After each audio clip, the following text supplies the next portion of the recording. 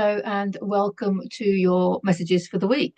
And this week is the last week of 2024. So we're going to be seeing the new year in this week. And so that's exciting. Although I will be doing a messages for the month of January and the year ahead. I will be doing that at some stage. So look out for that.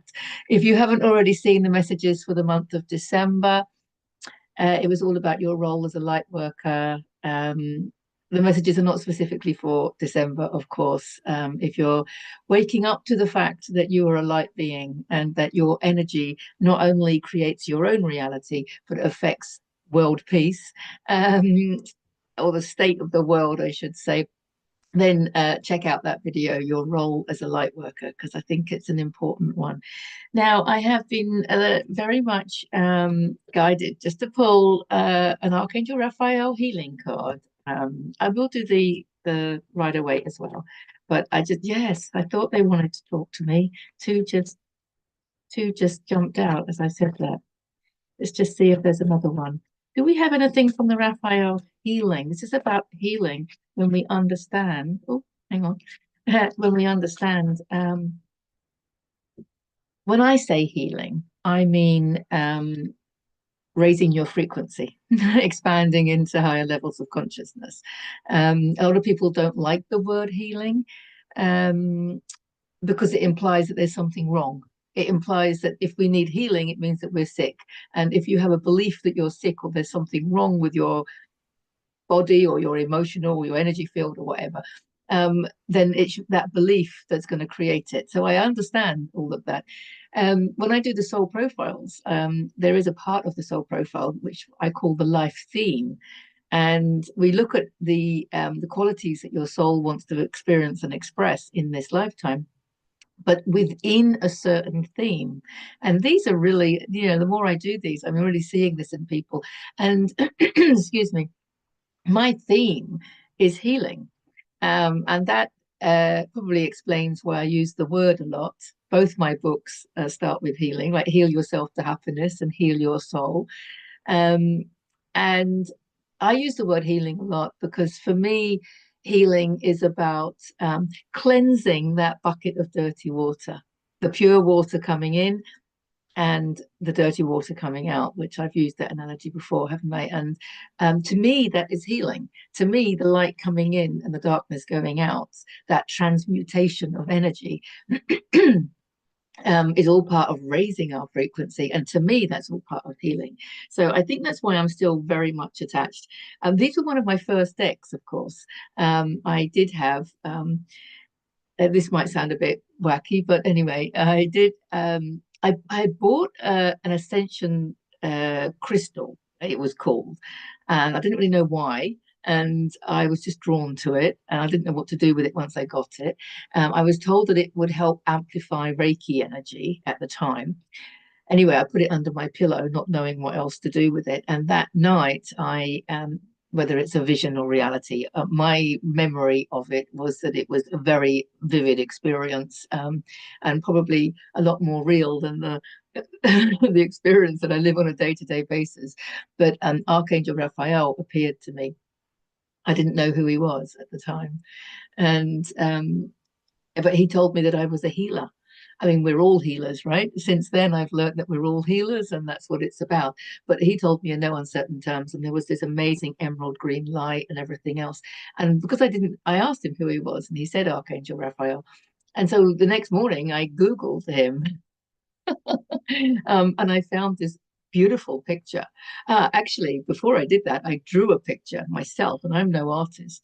I drew a picture myself with the colors of him as he appeared to me, standing over me as like a child.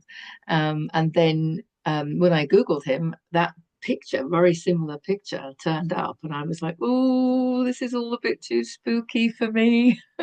That's before I realized how we create our own reality and we create it for our own benefit. And my higher self decided to spook me out. But anyway, that's a very long-winded way to say that I resonate with these cards, and I still do. So let's have a look what Archangel Raphael has to say to us for this coming year.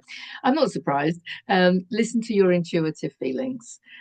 This is very much what Neville Goddard keeps telling us as well, doesn't he? I'll put a link in the description to his audio book, which is free to access from YouTube, called Feeling is the Secret.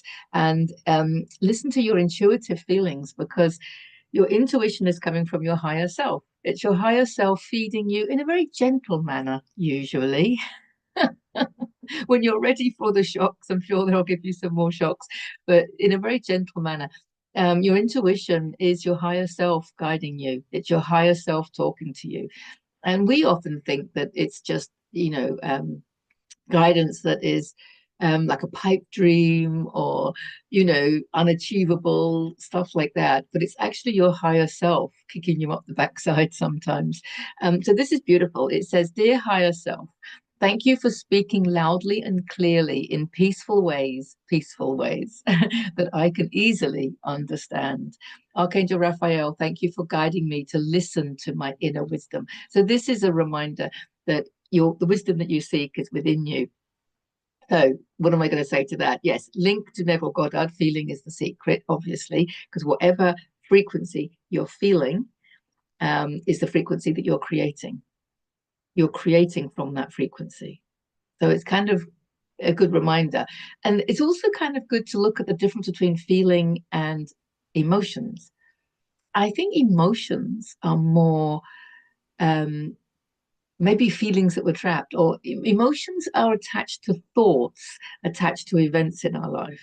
And that's why with the emotion code, we release trapped emotions, because they're emotions that we've trapped in the cells of our body, which we've attached to events and thoughts around events in our body. So emotions are very much attached to the past. We create the past by attaching emotions to our thoughts, because then we can't get rid of the thought because we have an emotion attached to it. Whereas feelings, I think, is much more intuitive. I think feelings is the way that our higher self talks to us.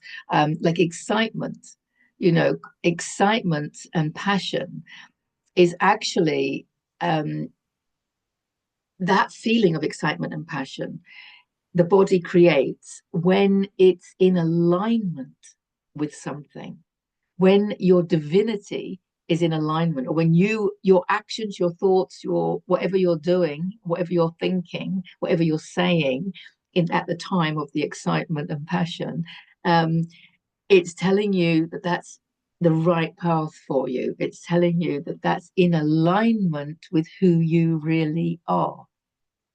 And that's why it's so important to follow your excitement and follow your passions, because that's the destiny that we all are looking, you're looking for. That's the direction that you're looking for.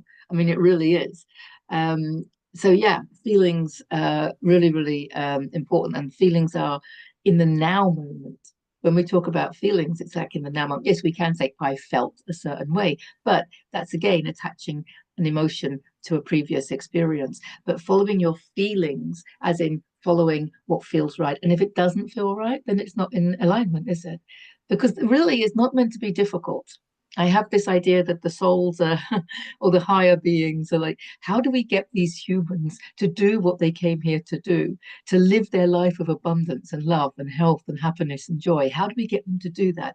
Well, I tell you what, the things that we want that they need to do, their destiny, will make it so exciting, and we'll make them feel so passionate about it that they won't have any choice. They'll just naturally gravitate towards it, which most people do gravitate towards those things. It's just that we spend so much of our life telling ourselves that we can't do those things, and that we have to slave away Monday to Friday, 9 to 5, or we have to do what our parents told us to do, or what society expects us to do, blah, blah, blah, blah.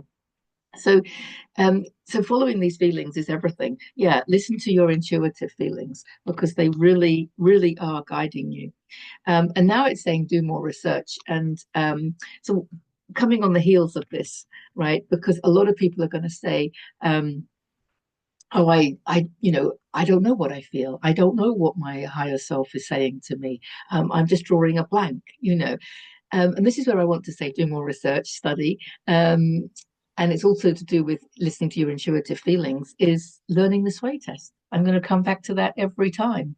I'll put a link in the description to that as well, in the video in the end screen, because learning to sway test, I mean, in my video, I'm using it really just to choose what foods and substances um, to consume or to use. You know, you can use it for toiletries and stuff.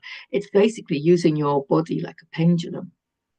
And when you do it correctly, and you don't have to try. This is the problem.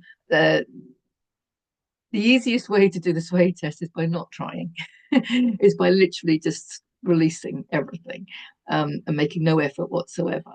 And then ask the questions, and you will instinctively go forward or backwards. And if you stay in the same, even in the middle, that just means that, you know, whatever it is neither here nor there. It doesn't matter. Depends what questions you're asking, and it depends, you know, in the video I use food substances, but you can use the sway test to ask, you know, questions about your path and questions about, you know, what's right for you and stuff like that. But, you know, you can't be silly with it. You can't be irresponsible and start asking for the lottery numbers, and will my ex come back to me? And, you know, these are just silly. You know, we're talking about, we'll start off with the food. Yeah, if you're new to it, start off with the food items, because that's the first step to feeling the energy that you're in alignment with, and feeling the energy that you're not in alignment with. And I think that's a really important first step. So the do more research for me is about, because it's going to say, look, whatever your healing issue is, do some research around it. Maybe go to alternative medicine, or look at some of the metaphysical explanations for what's wrong. Because if you're just looking at the world from the physical, which you wouldn't be doing if you were watching this video, but if you just look at the world from the physical, then you can only find healing in the physical. If you're looking at the world from an emotional level, then you'll be able to find healing from the physical and emotional level. If you're looking at the world from the mental, the fact that the first of the seven Hermetic principles, the principle of mentalism, that everything, that whole universe is governed by thought and belief frequency, then you can start healing yourself on a physical, emotional, and mental level. And then when you can open up and expand into this, you know, the higher realms and the multidimensional nature that you are, you can look at things from a metaphysical perspective, or from a spiritual perspective, or I don't know, you know, the higher realms perspective. If you start believing that we can regenerate, and you start believing that we can heal things through our love and our focus of consciousness, which is love, right? Then you can, you see. So this is why it's so bizarre when people say to me, you know, as a healer, they'll say, well, can you heal this? And I'm like, I don't know. It depends if you can. Do you believe that, you know, you can do it? Because if you believe that you can do it, then I'm happy to share some techniques to help you, right? Because of course, healers are not healing anybody, right? Healers are just helping those that want to heal themselves, through holding space for them, through guidance, through teaching them techniques, do more research, maybe some more information around their multidimensional nature, or, you know, just some healing modalities. I mean, whatever, you know, but no one's really healing anybody else.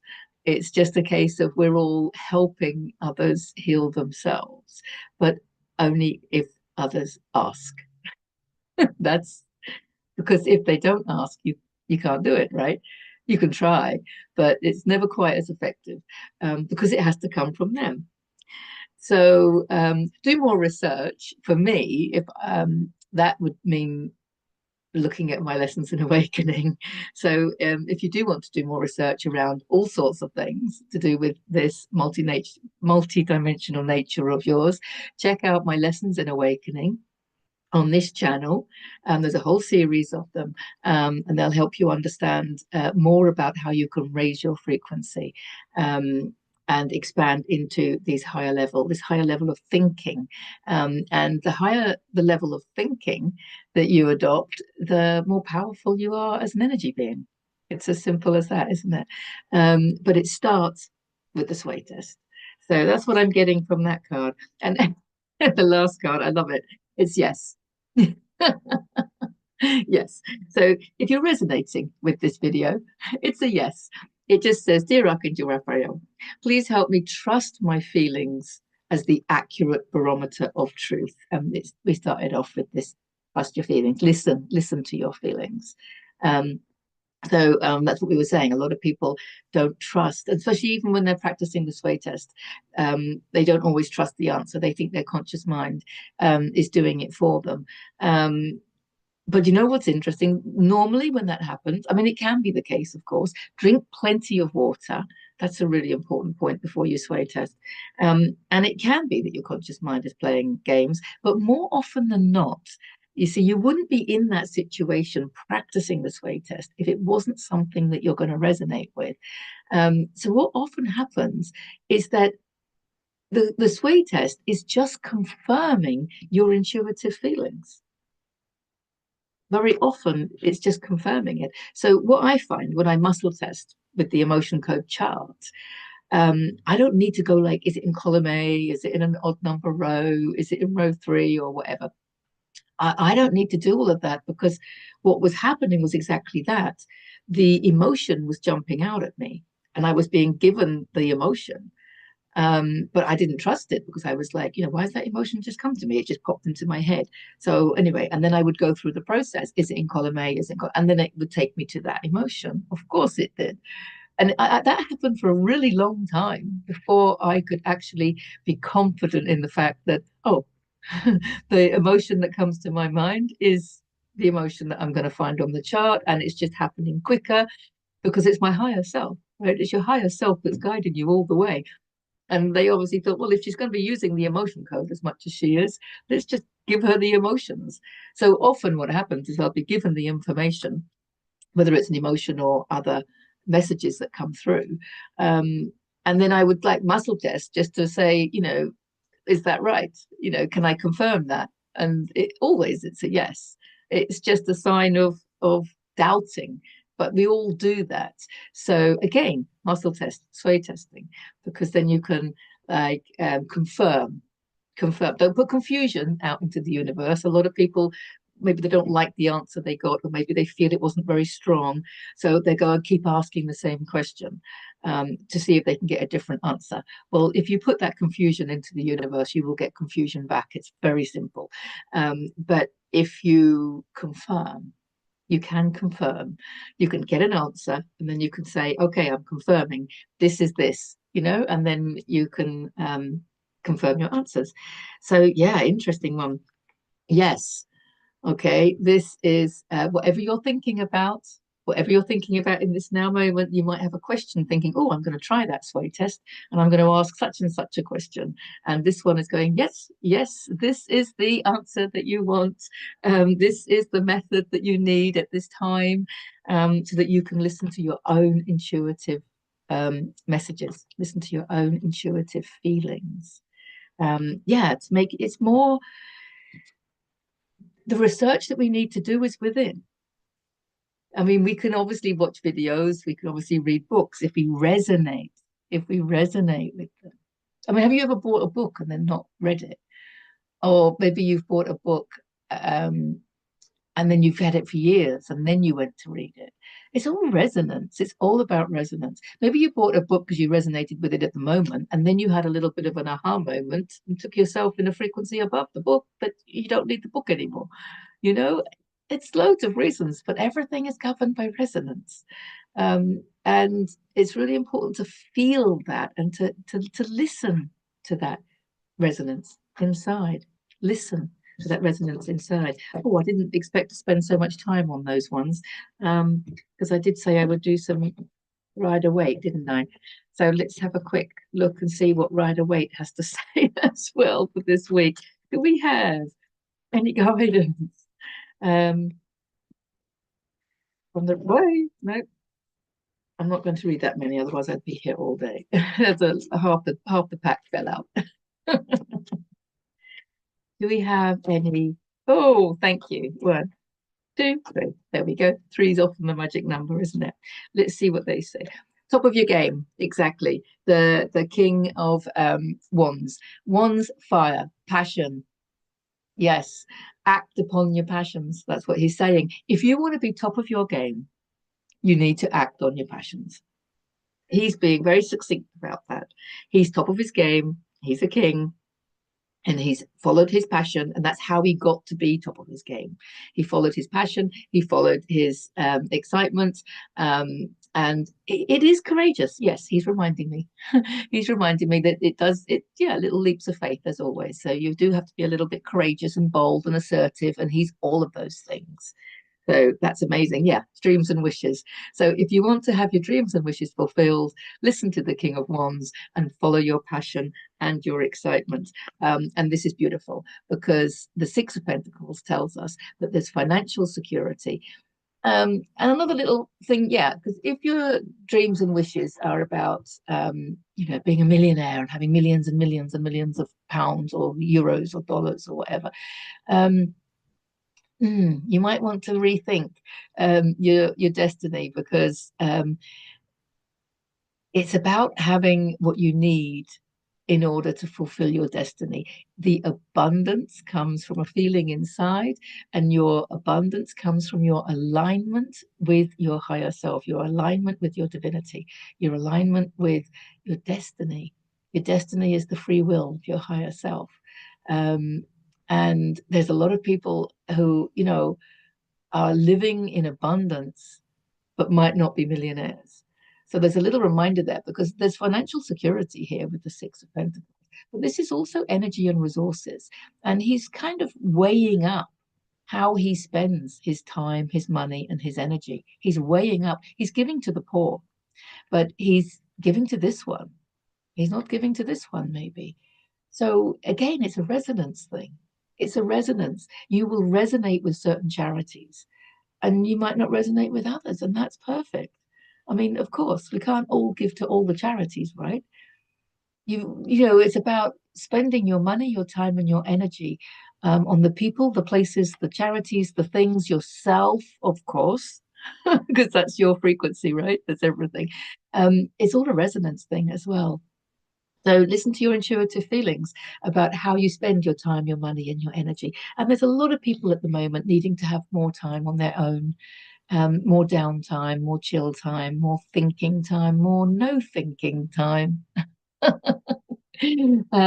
yeah, beautiful, beautiful, beautiful. So hopefully over this week, coming up to New Year, hopefully you've got some time to yourself, or even if you're busy with family or what have you, then yeah, it's about finding some time to tap in to your divine wishes and desires, not your ego's ones, and not the desires of your family, and not that, I mean, they can be the same, of course.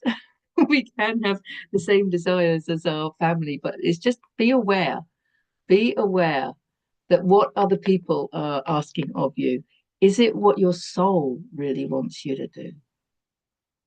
Because I think that's where he's saying sometimes we have to be a little bit bold and courageous to go against the grain of society, definitely, to go against the wishes of our families and friends and loved ones and stuff like that. Sometimes that happens.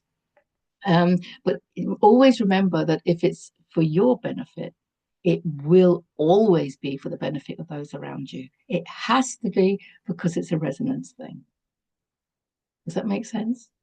Wow. Wow. It's beautiful. Yeah. It is about putting yourself first.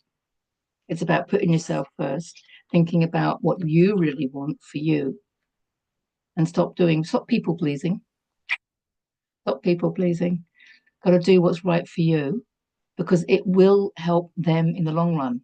It helps you to stop people pleasing when you understand that if you do what's right for you and your frequency is raised, then that rise in frequency is going to help those around you, obviously, because they are mirrors to you and they're going to mirror it back. So they have to raise their frequency too.